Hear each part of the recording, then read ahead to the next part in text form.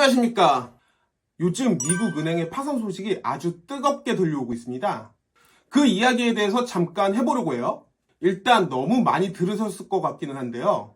이번에 뉴스를 보면 아주 난리도 아닌 수준으로 떠들고 있거든요. 실리콘밸리 은행이라는 곳이 파산을 했는데 폭락 하루 만에 초고속으로 파산을 했고 그 규모가 미국 역대 망한 은행 중에서 두 번째로 크다고 합니다. 2022년 12월 기준으로 미국에서 16번째로 큰 은행이 망한 거라고 합니다. 미국의 금리 인상과 스마트폰 때문이다. 스마트폰으로 뱅크런을 하면서 갑자기 망했다. 뭐 이런 기사들이 쏟아지고 있는데요. 뱅크런에 대해서는 다 아실 거라고 생각하지만 간단하게 이야기를 좀 해볼게요. 뱅크런이라는 건요, 은행에서 사람들이 한꺼번에 인출을 하는 현상을 이야기하는데요. 뱅크런이라는 건 사실 모든 은행들이 다 무서워하는 현상이기는 합니다. 뱅크런이 일어나면 그 돈을 은행이 지급을 해줄 수는 없거든요. 은행은 사람들이 맡긴 돈을 다 가지고 있지는 않아요. 거기서 아주 약간만 가지고 있고요. 사실 사람들이 맡긴 돈의 10%도 가지고 있지 않습니다. 나머지는 다른 데다 투자를 해서 수익을 내는 건데요. 쉽게 말하면 돈놀이 하는 거예요. 그래서 은행은 돈이 있으면 꼭 어디다 투자를 하던가 빌려주어서 이자를 받으려고 하는 생각이 강해요. 그렇지 않으면 은행은 살아남을 수가 없거든요. 어쨌든 다시 미국 이야기로 좀 돌아오면요. 실리콘밸리 은행의 파산으로 실버게이트라는 암호화폐 전문 은행이 파산을 하였고요. 뉴욕의 시그니처 은행이라는 역시 암호화폐 전문 은행인데요. 3월 13일에 파산을 했다고 합니다. 과연 우리나라 은행도 망할 것이냐? 우리나라에 어떤 영향이 있을 것이냐?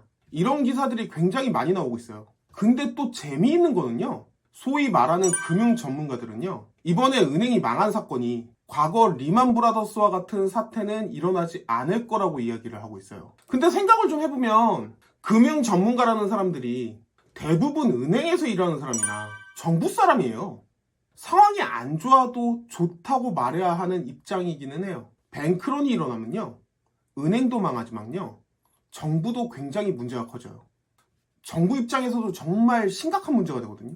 그렇다면 언론에서 이야기하는 것처럼 정말 큰일이 일어난 것일까요? 언론은요, 정말 큰일이 일어난 것처럼 떠들고 있고요.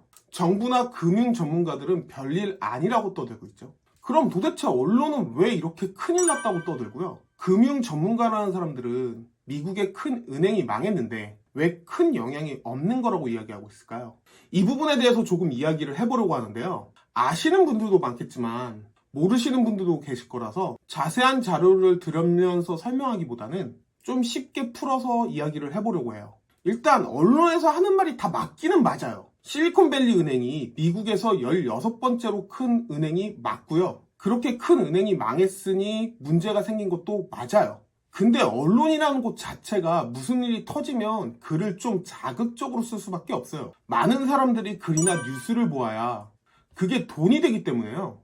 아무래도 글이나 제목 자체를 자극적으로 쓸 수밖에 없어요. 사실 저같이 구독자가 굉장히 없는 학고 유튜버도요. 썸네일이나 제목 쓸 때 어떻게 쓸까 되게 고민 많이 하거든요. 사람들이 클릭을 해야 되잖아요. 어그로를 끌어야 사람들이 클릭을 할 텐데 너무 심하면 이미지가 너무 안 좋아지잖아요. 그래서 적당히 잘 착한 어그로를 끌려고 노력하고 있거든요. 사람들이 관심을 가지고 눌러보았으면 좋겠지만 욕먹기는 싫거든요. 물론 실리콘밸리 은행이 망하면서요. 좀 작은 은행들이 계속 망할 수도 있겠다는 생각이 들기는 하는데요. 그 망하는 은행도 가만히 보면 다 암호화폐를 전문적으로 취급하는 은행이에요. 한마디로 IT나 이런 쪽에 있는 은행들이 망하고 있는 거거든요. 리만 브라더스 때는요. 이야기가 좀 달라요. 미국에서 상환 능력이 없는 사람들에게 너무 많은 돈을 빌려주어서 그게 문제가 됐었던 거잖아요. 상환 능력이 없는 사람들에게 돈을 빌려주어서 그 사람들이 집을 샀는데 그 돈을 갚지 못해서 부동산 붕괴가 시작되었던 거거든요. 한마디로 이 은행이 망했을 때 굉장히 여러 부분에 타격이 갈 수밖에 없는 상황이었는데요. 이번에 실리콘밸리 은행이 망한 걸 보고 있으면요. 사실 이름에서도 실리콘밸리잖아요. 이름에서도 알 수 있지만 이 은행이 가진 특수성 때문에 문제가 터지게 된 거라고 이야기가 나오고 있어요. 거기다 투자 자체도 너무 잘못하지 않았나 싶어요. 쉽게 이야기를 좀 해보면 이번에 코로나 때 연준에서 돈을 마구 풀었잖아요. 물론 그렇게 뿌린 원인은 트럼프 아저씨의 입김이 크게 작용했을 거라고 생각은 하는데요. 어쨌든 은행에 돈이 많이 들어오면서요. 당연히 은행은 이 돈을 투자할 방법을 생각했겠죠. 사실 은행에서 하는 게 돈 장사잖아요. 이 돈을 담보를 잡고서 빌려주고 그것을 통해서 이득을 얻는 곳이죠. 실제로 대출을 해보신 분은 아시겠지만 이 대출이라는 게 항상 일정하게 나오지가 않아요. 은행이 급하면요, 대출이 쉽게 나오고요. 은행이 급하지 않으면 대출이 안 나오죠. 실제로 인맥 하는 게 원래는 대출이 안 되는 건데 높은 자리에 누구를 통하면 안 되던 대출이 바로 나오기도 하니까 그렇게 이야기를 하는 거죠.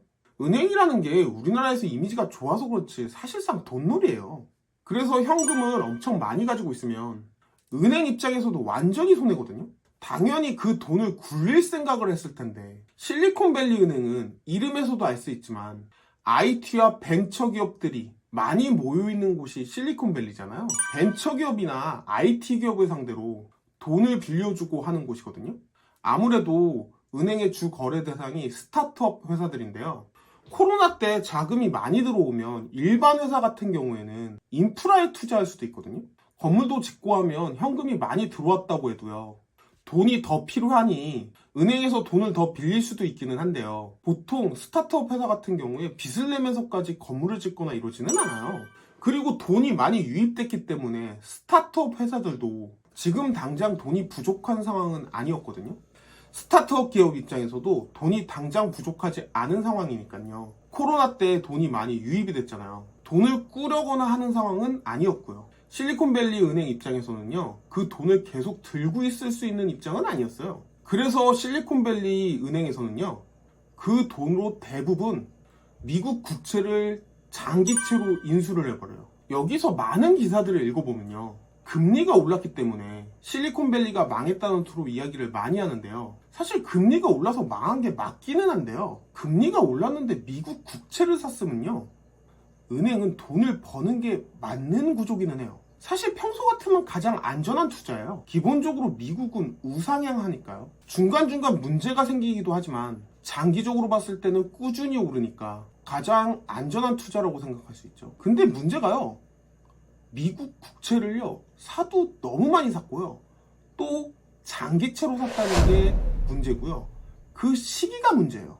듣기로는 가지고 있는 돈의 90% 이상을 다 미국의 장기채로 샀다고 하더라고요.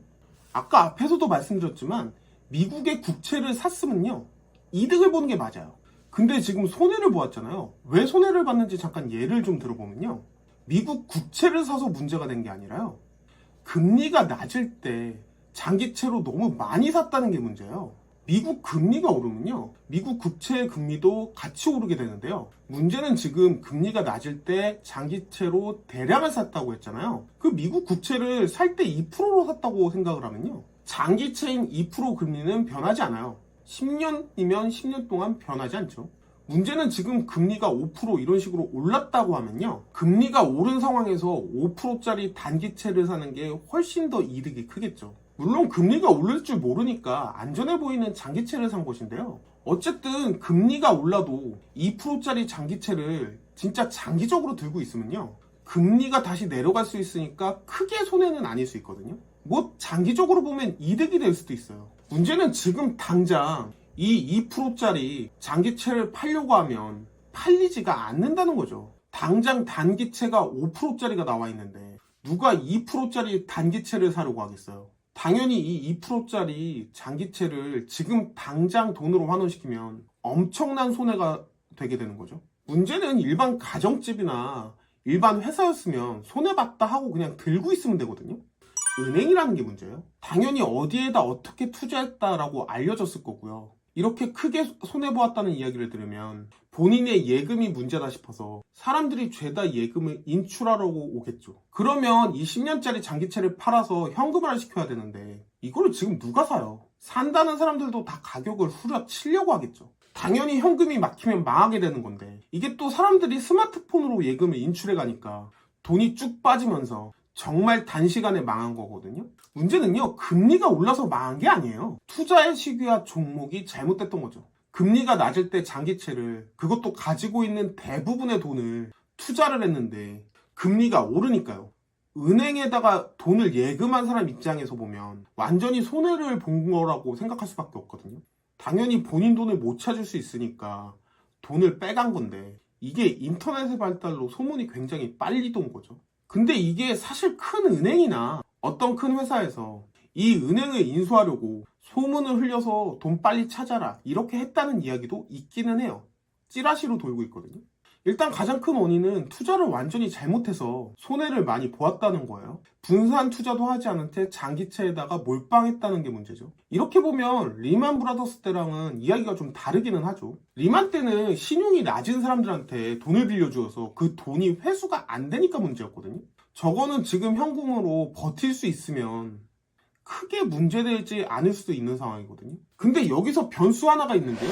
불안감이에요. 은행이 망할지도 모른다는 불안감 때문에 정말 많은 사람들이 은행에 가서 예금을 찾는다고 하면 이건 정말 답도 안 나오는 상황이 되거든요. 그래서 미국 정부 입장에서도요. 실리콘밸리 은행에 맡긴 돈을 한도랑 상관없이 전액 보증하겠다고 나서고 있는 거기도 하고요. 이거는요, 사실 미국 정부 입장에서는 이렇게 할 수밖에 없는 상황이에요. 만약에 안 해준다고 해서 뱅크런이 실제로 일어난다고 하면 이거 정말 골치 아픈 문제거든요.